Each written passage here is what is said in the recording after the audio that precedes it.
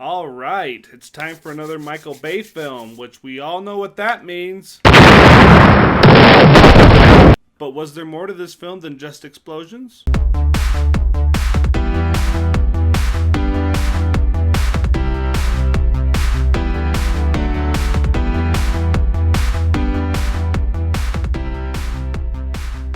Hello everyone, Tyler Gobnuke Wells here, the Indie Hat Media Shark, with another movie review episode.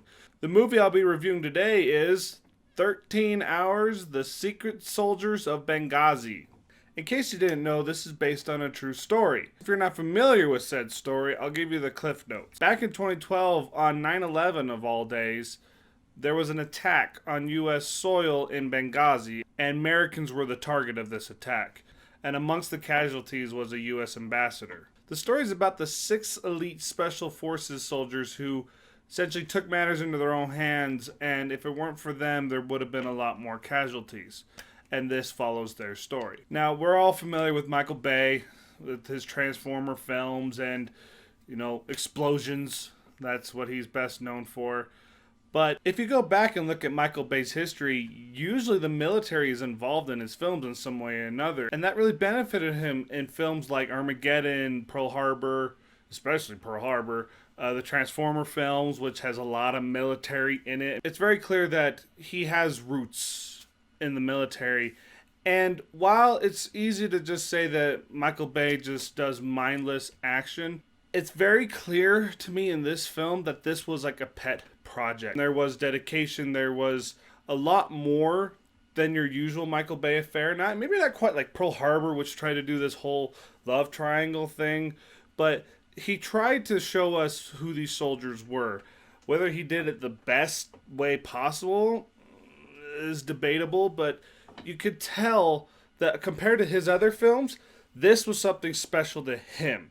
This was a project that he took on because it mattered to him. It wasn't just like, I need to make another movie and I want to break from Transformers. This was something he actually wanted to make. One thing I have to say about Michael Bay is a lot of people will try and say that Michael Bay is just another special effects hack and that's all he does. But what they fail to realize is that a lot of his efforts are practical. We are seeing real explosions in his films. We are seeing real flybys from whether it be a chopper or a drone in his films. We are seeing real military jets, not CGI ones, fly overhead. He will do as much practical as possible and use CGI where it's needed. There were some shots in this film that were like establishing shots, just showing a lay of the land, and there's like a crashed ship that you're going, pretty sure that's CGI. But at the same time, I don't think they had the world's biggest budget for this, so I can't blame them for trying to give a feel for the environment by putting in a CGI wreck that's there for 2 seconds and they're not going to come back to, because that's a lot of money to put an actual wreck there. You have to give Michael Bay credit where it's due. The attack in this movie was very gripping, very real, probably because a lot of what we were seeing was real. When we see an RPG fire, maybe they're not actually firing an RPG, but the explosion is real, and you get a sense of reality. I have to give props to Michael Bay for bringing that realism into this film. However, Michael Bay does have faults, and the biggest fault in this film is his also trademarked shaky cam. It was hard to really understand who was doing what character were we looking at, and there are even scenes early on in the film where it's like, okay, we want to like show that these guys are the real deal, and they're just driving their car across town, and there's even shaky cam during that. Fast and Furious can get away with a stationary shot of a car passing by, and it's exciting. There were some scenes where you're just like, keep the camera still! Please, I want to know what's going on. Luckily for usually those set pieces that I mentioned during the attack, he would frame up those shots so you could experience that. But it's like, okay, we need filler. I'll just show some guy doing this. That was a fault. And another fault of this film is it's too darn long. It takes about 45 to 50 minutes for the attack to even start. So we spend 45 minutes trying to build up these characters, and there are tons of scenes where you're just kind of going, okay, can we move on? I get it. I do want to say that the actors in this film were amazing, and a lot of them are lesser known actors from the TV screen that honestly they were all fantastic. Everyone did a great job in this film in the acting department.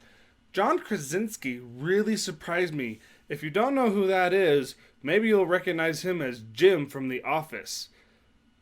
I have only ever seen him play characters of this type in even in other films, and to see him as this hardened elite special forces soldier, I totally bought it. He completely sold me that he was this character. He did such a good job, and it shows the range that he has. I'm excited to see what he brings to future projects. We also have James Badge Dale, who played Chase Edmonds in 24, if you remember who that is. I love this character. We also have Max Martini, who was in Pacific Rim, who played the father of the stuck-up pilot. And the one that really surprised me, because I had to really stare at him going, who is he? I know him. How do I know him? And that is David Giuntoli. Probably butchered that last name. And if you don't know who that is, well, then you haven't been watching Grimm. It is really exciting to see him doing something other than Grimm, because he was actually really good in this film too. Like I said, everybody does a great job in the acting in this film.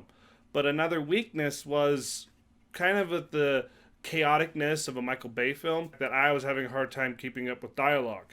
They yell a lot of commands, a lot of it's kind of during loud situations, and some of them they're just talking really fast. There were a lot of times that I wish I had subtitles, because I feel like I could have followed the story better had I known what everything they were saying, since all I hear is, yes sir. They're just like, okay. The other thing that I need to point out is this film is rated R, and I know a lot of my viewers, close friends and family, they don't really care for R-rated material, so I wanted to make sure I brought up the content. This film has a lot of F-words. It is said regularly, but at the same time, I know quite a few military types, and this is how they talk.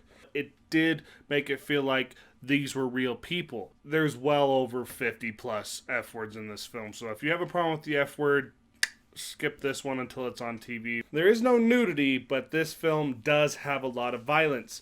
And I was kind of proud of Michael Bay. In most cases, when they would shoot people, there would be like puffs of smoke coming off them, not necessarily red clouds or liquid. There were a couple of scenes where, of course, when they shot someone in the head, you see blood come out the back, but it wasn't like Michael Bay was like, oh yes, blood, more blood, blow the brains out. No, he was actually very reserved, and it felt appropriate when there was blood. If there's one thing Michael Bay can do, that is give respect to our men and women in uniform. His depiction of the attack of Benghazi felt like you were there, and it pays very strong tribute to the events that happened there, while also being a strong love letter to the men and women in uniform. So I feel like this is one of those movies where I'm going to have to give it 2 ratings, because for the average moviegoer, I'd have to rate 13 hours 3.5 rows of teeth out of 5.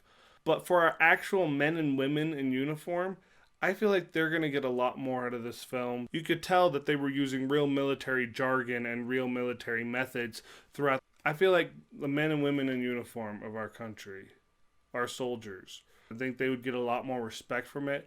And for that, I would have to say this film is a 4 rows of teeth out of 5. As always, I could keep going on and on about this film, pointing out various things, but I think it's time to ask you what you thought. What are your feelings on this film? Do you think it should have been made into a movie at all? What do you think of Michael Bay? Are you one of our personnel in uniform? What did you think of the movie? I greatly want to know what you thought. Also, if you've enjoyed what you've seen here and you want to see more, please make sure to click the subscribe button, because there's more on the way. I have been your host, Tyler Gobnuke Wells, the Indie Hat Media Shark. And as with anything, whether it be playing a video game or watching a movie, always remember to salute our men and women in uniform. Oh, and also enjoy the show. And I'll see you next time.